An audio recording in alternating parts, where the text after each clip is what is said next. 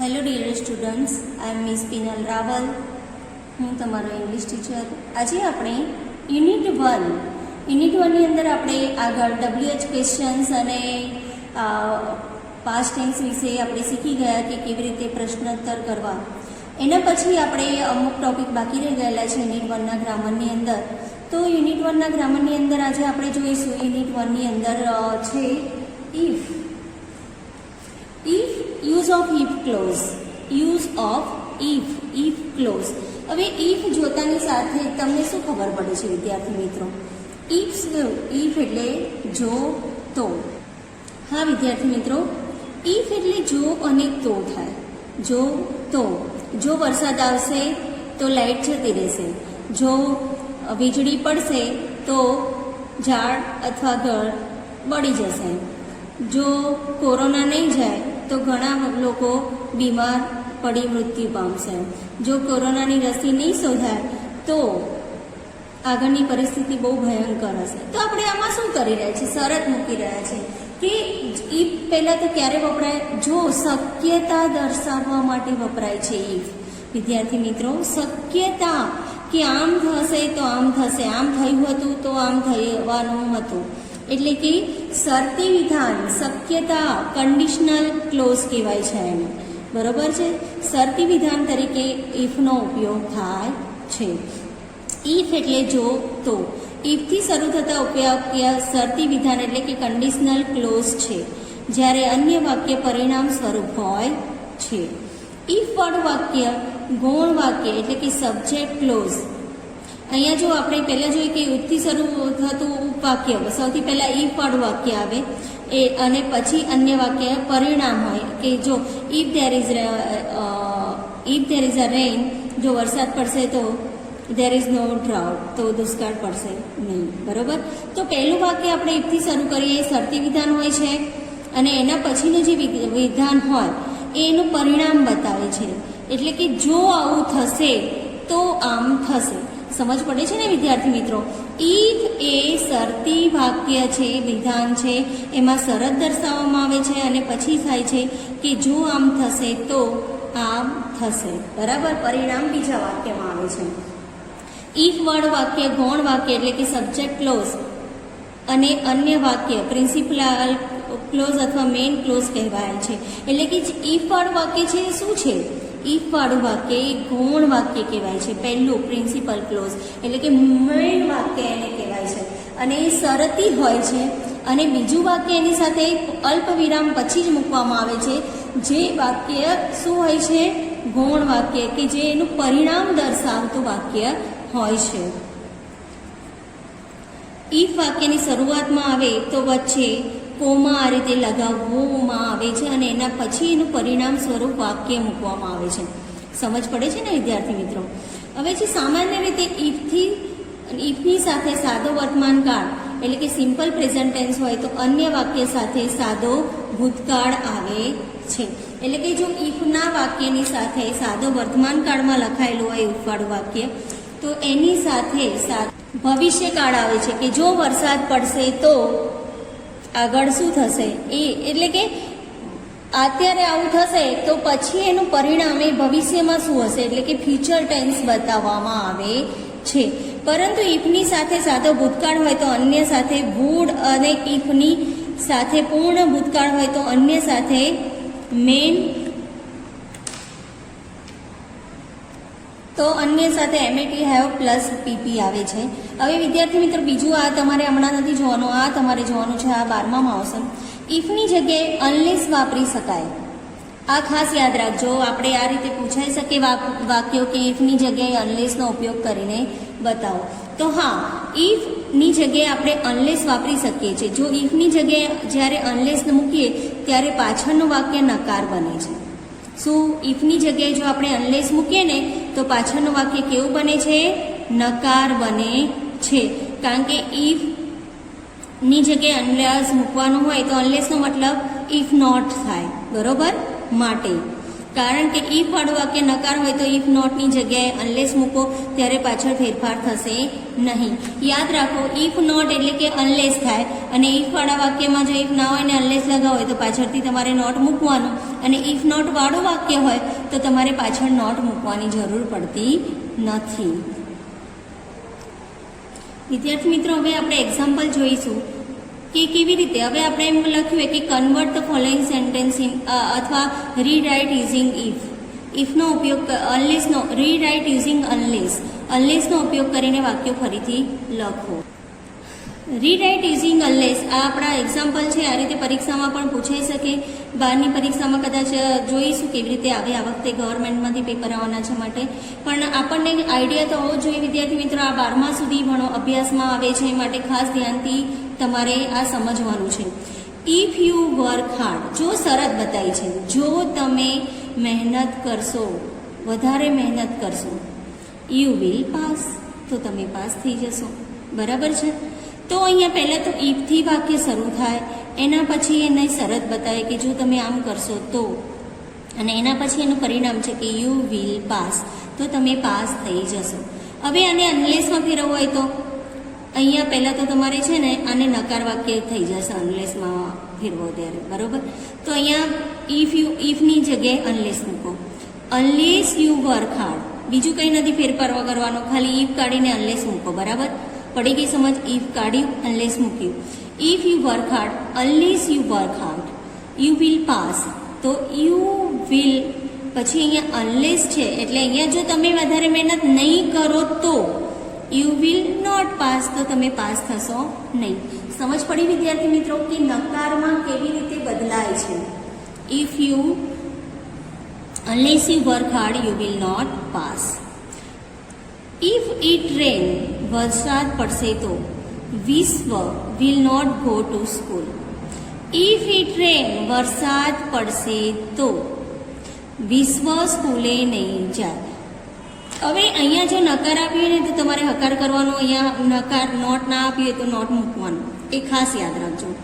If it રેન, તો unless it રેન, જો વરસાદ નહીં પડે તો.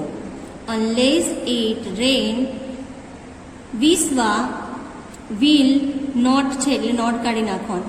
અહીંયા અનલેસ મૂકો ને ત્યારે અહીંયા નોટ હોય તો નોટ મૂકવાનું, કાઢી નાખવાનું. નોટ ના હોય તો નોટ મૂકવાનું, ઊંધું કરવાનું. પડી ગઈ સમજ?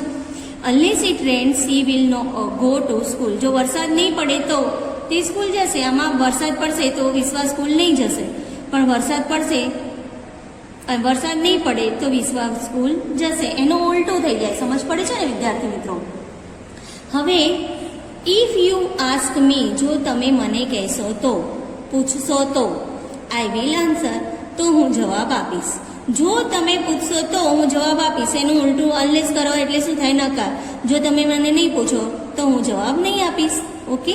તો if you unless you ask me, unless you ask me, જો તમે મને નહીં પૂછો તો આઈ વિલ નોટ આન્સર, તો હું જવાબ નહીં આપું. પડી ગઈ સમજ? If you don't write properly, જો તમે બરાબર નહીં લખો તો. If you don't write properly, જો બરાબર નહીં લખો તો you will lose the mark, તો તમને માર્ક્સ ઓછા મળશે. તો હવે ઇફ યુના બદલે અનલેસ યુ ડોન્ટના બદલે ડોન્ટ કાઢી જ નાખવાનો. અનલેસ મૂકો એટલે અહીંયા નકાર હોય ને નોટનો ભાવ કાઢી જ નાખવાનો. તો અનલેસ યુ, વાક્યમાં નકારવાળું તમારે ખાસ જોવાનું. જ્યાં નકાર હોય કાઢી નાખવાનું, નકાર ના હોય ત્યાં મૂકવાનું. નકાર હોય તો કાઢી નાખવાનું, નકાર ના હોય ત્યાં મૂકવાનું. પડી ગઈ સમજ? અહીંયા નકાર અનલેસ મૂકો એટલે ડોન્ટ નીકળી જાય. If you don't write properly, તો અનલેસ યુ રાઇટ પ્રોપરલી, જો બરાબર નહીં લખો તો you will lose the marks, તો you will not lose the marks. અહીંયા વિલ પછી નોટ લગાવવું પડે, હોય તો, ના હોય તો, અને હોય તો કાઢી નાખવાનું, અને અહીંયા ના હોય તો મૂકવાનું, નહીં તો કાઢી નાખવાનું. પડી ગઈ સમજ? ઇફ સી ડઝન્ટ ટ્રાય, જો તે ટ્રાય નહીં કરે, સી વિલ ગેટ નથિંગ, તો તેને કશું નહીં મળે. તો unless try, she will get nothing. Unless she try, unless she try, doesn't કાઢી નાખો. Unless she tries, she will get nothing. જો એમાં she will not get anything આવશે. Okay, unless she tries she will get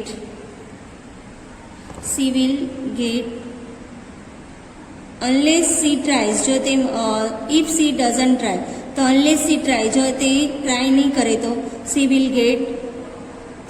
get nothing. તો she will not get anything. she will not get anything આવશે. બરોબર,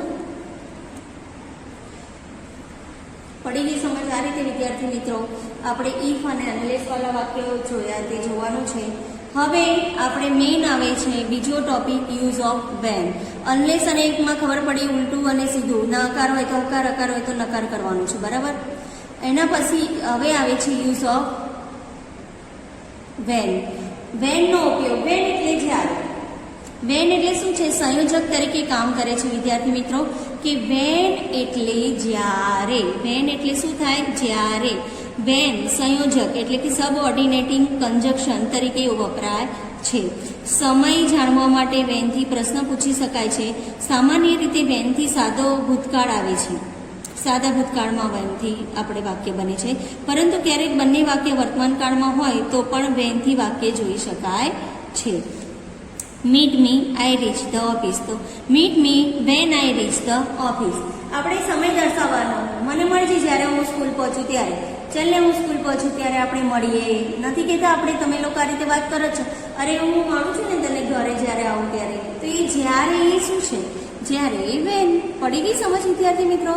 કે meet me when I reach the office. પછી when I reach the office meet me, ત્યારે મને મળજો. Pray to God at the time you are in trouble. ભગવાનની પ્રાર્થના કરો, યુ આર ઇન ટ્રબલ. તો pray to God at the time આમાં કાઢી નાખવું પડે વિદ્યાર્થી મિત્રો, અને એની જગ્યાએ તમારે વેન લગાવવાનું. Van you are in trouble. પડી ગઈ સમજ? જ્યાં પણ એટ ધ ટાઈમ હોય ને તો એ કાઢીને તમારે એની જગ્યાએ વેન મૂકો ને પછી વાક્ય જોઈન કરી દેવાનું, કારણ કે આ કન્જક્શનનું કામ કરે છે વેન, એટલે કે સંયોજક તરીકે વપરાય છે વાક્યો જોઈન કરવા. તો pray to God at the time when you are in trouble. તો pray to God when you are in trouble. When you are in trouble pray to God. When આગળ પણ આ રીતે મુકાય. તો વેન જ્યારે આગળ મૂકો તો એ પાછળનું વાક્ય આગળ લઈને પછી જોઈન કરીને આગળનું વાક્ય પાછળ મૂકવાનું. પડી ગઈ સમજ? હવે છે I got up it struck 10. તો when it struck 10 I got up, અથવા I get up when it struck 10. હું ત્યારે ઉઠ્યો જ્યારે 10 વાગ્યા હતા. તો તમે ક્યાં તો આ વાક્યની વચ્ચે વેન મૂકીને લખો, અથવા વેન આગળ મૂકો ને તો પાછળનું વાક્ય પછી એની પછી મૂકીને પછી આ વાક્ય મૂકી શકો છો. બરોબર, સંયોજક તરીકે. It was 6 AM I got up. બંને વાક્યો અલગ છે. તો it was 6 AM when I got up સંયોજક તરીકે કામ કરે છે. When I got up it was 6 AM. હવે સામાન્ય રીતે વાઇલની સાથે ચાલુ ભૂતકાળ આવે, પરંતુ ક્યારેક વેન આવે નહીં, પણ ચાલુ ભૂતકાળ આવી શકે છે. While Preet was crossing the road he fell down. જ્યારે તે રોડ ક્રોસ કરતો હતો ત્યારે તે શું થયું? પડી ગયો. તો when Preet was crossing the road એમ નહીં આવે, ચાલુ ભૂતકાળ આવે, પરંતુ ક્યારે વેન આવે નહીં, વાઇલ આવે, જ્યારે ત્યારે. બરોબર, હવે અહીંયા આ પણ પતે છે. આપણે વાક્યો કેવી રીતે બનાવવા આ રીતે તમને પૂછાઈ શકે એ પણ જોઈ લઈએ વિદ્યાર્થી મિત્રો. કે ડુ એઝ ડાયરેક્ટેડની અંદર શું છે? I took my lunch at 2:30. Ask question. વેનથી આવે પછી પૂછવો છે. તો when did you take your lunch. તમે તમારું લંચ ક્યારે લીધું? Call me you are free. તમે જ્યારે ફ્રી હોય ત્યારે મને કોલ કરો. Join using when. વેનથી જોઈન કરો તો call. When you are free call me. પડી ગઈ સમજ વિદ્યાર્થી મિત્રો? થર્ડ છે I will return your books on મંડે. હું તમારી બુક્સ મંડેના દિવસે રિટર્ન કરીશ. તો ask question two gate underline word as answer. હવે ઓન મંડે આપણે આન્સર તરીકે લેવો એ રીતે ક્વેશ્ચન પૂછવું હોય, આ કાઢી નાખવો હોય તો આપણે કેવી રીતે? When we return my books. તમે મારી આઈ will return your books on મંડે. હું તારી બુક્સ મંડે રિટર્ન કરીશ. તો હવે પ્રશ્ન પૂછવો હોય તો આપણે શું કરીએ?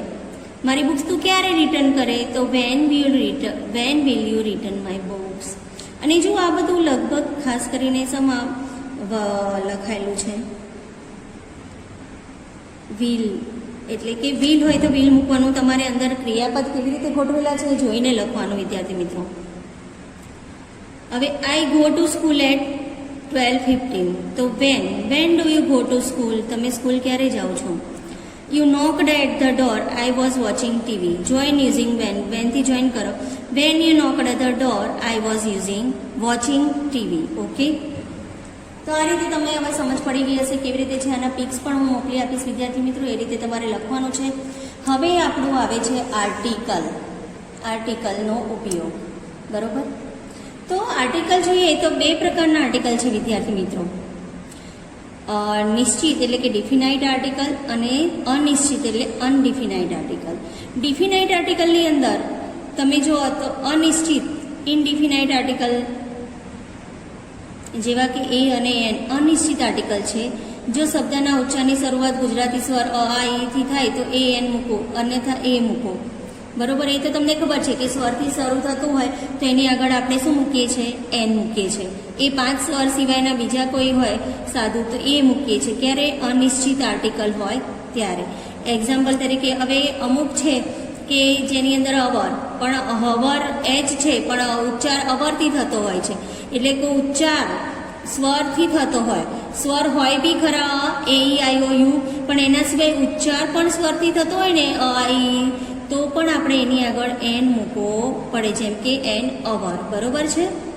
હા વિદ્યાર્થી મિત્રો, નદી, પર્વત, સમુદ્ર, મહાસાગર, અખાત વગેરે નામની આગળ પણ આપણે ધ વપરાય છે, જેમ કે the Ganga, the Himalaya, the Arabian C, the Pacific ocean, the golf of Khambhat વગેરે. ધાર્મિક પુસ્તકો કે મહાકાવ્યના નામની આગળ પણ મૂકવામાં આવે છે. શું? ધ. મહાકાવ્ય, ઓકે, કાવ્ય એના નામની આગળ પણ ધ મુકાય છે, જેમ કે ધ ગીતા, ધ કુરાન. પછી ધ બાઇબલ, ધ મહાભારત. એના પછી જે ક્રમિક સંખ્યાઓની નામની આગળ પણ ધ મૂકવામાં આવે છે, જેમ કે the first, the second, the third વગેરે. દિશાઓની નામની આગળ પણ ધ મૂકવામાં આવે છે, the north, the south, the east, the west વગેરે. સુપરલેટિવ ડિગ્રીની સાથે ધ મૂકવામાં આવે છે, જેમ કે the last, the fastest, the best, the longest વગેરે. સંજ્ઞાનું પુનરાવર્તન થાય છે ત્યારે ધ આર્ટિકલ આવે છે, જેમ કે I have a book, the book is good. હવે આ રીતે તમને ખબર પડી ગઈ હશે કે ધનો ઉપયોગ કેવી રીતે થાય. વિદ્યાર્થી મિત્રો, અહીંયા આ લેસનમાં પૂરું થાય છે. એના પછી આપણે મેં સમજૂતી આપી દીધી છે. હવે આપણે એક્ટિવિટી 6 છે બુકમાંની, એ પણ જોવાની છે. I met Kusum first when. શું આવશે? When I was in Surat. હું સુરતમાં જ્યારે હતો ત્યારે હું કુસુમને પહેલી વાર મળ્યો હતો. When. Vinay will go to Vadodara if he get scholarship. Vinay Vadodara જશે જો એને સ્કોલરશીપ મળશે તો. જો અને તો. પડી ગઈ સમજ? આ રીતની ખાલી જગ્યા પણ પૂછાઈ શકે છે વિદ્યાર્થી મિત્રો. God made the country. ભગવાને ગોડ મેડ ધ કન્ટ્રી. ભગવાને દેશો બનાયા. ખાલી જગ્યા મેડ ધ ટાઉન. અને શહેરો કોને બનાયા? બટ એન્ડ ઇફ અને when. God made the country when man made the town. ભગવાને જ્યારે રાજ્ય બનાવ્યા ત્યારે માણસે શહેરો બનાવ્યા. The doctor tries is best. The doctor tries is best. ખાલી જગ્યાએ કુડન્ટ સેવ ધ પેશન્ટ. ડૉક્ટરે એની બહુ જ પ્રયત્ન કર્યો, but he couldn't save the patient. આમાં બટ આવશે. બરોબર. You can get it. તમને મળી શકે છે ઇફ યુ ટ્રાય. જો તમે ટ્રાય કરો તો. If you try. I will not marry her if my parents say no. જો મારા માતા પિતા ના કહેશે તો હું એની સાથે મેરેજ કરીશ નહીં. If my parents say no. He is ઇલ. એ માંદો છે. He look cheerful. છતાં પણ but he look cheerful. But આવશે. માંદો છે પણ એના ઉપર તે દેખાય છે. The guest arrived. મહેમાન આવી ગયા હતા. ખાલી જગ્યા when we were not at home. જ્યારે અમે ઘરે નહોતા ત્યારે. આઈ ડોન્ટ કેર, મને કોઈ પેલી પડી નથી. ખાલી જગ્યા હી કમ્સ ઓર નોટ, એ આવે કે નહીં આવે. If he comes or not. We went to bed, અમે પથારીમાં ગયા. વેન ઇટ સ્ટક 10, જ્યારે 10 વાગ્યા ત્યારે. ઓકે, તો અહીંયા આ પણ પતી ગયું આપણું આ ચેપ્ટર અહીંયા ફિનિશ થાય છે વિદ્યાર્થી મિત્રો. હું તમને પિક્સ મોકલી આપું છું, એ રીતે તમારે લખવાનું છે. ઓકે, હવે પછી બીજો યુનિટ ગ્રામરનો ચાલશે.